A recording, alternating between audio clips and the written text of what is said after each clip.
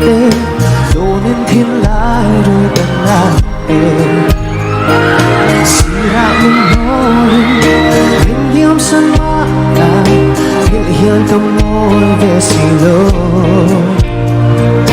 thả dòng nắng mê xì không loa tê tiếng thư đi dòng tê mình lần lại khả cần nên rinh em như dài rẽ đi riêng cái chân tu đi đón lâu ngày ya tu ti mình lần dòng khả như thầy rê ya đi cơ đi xí lâu con mong mấy ya ngăn rắn lệ tu ráng mô lô đi sự tung đua là lên lại đi về như dài rẽ đi riêng tua rắn mình liam sân lệ xí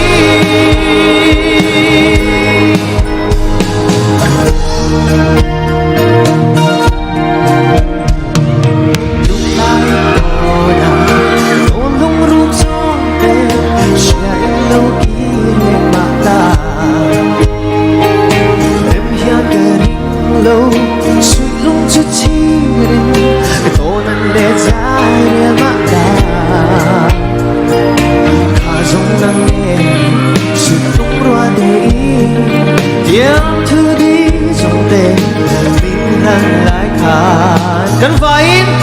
như dài rẽ đi riêng cái chân tu đi đón lâu ngày việc chút đi mình lần xuống khá nhiều thầy rê hiện cơ đi xí lâu đồn mắc mấy nhà ngăn rắn lệ tu rắn mô lâu đi sự tung đua lên ai đi về như dài rẽ đi riêng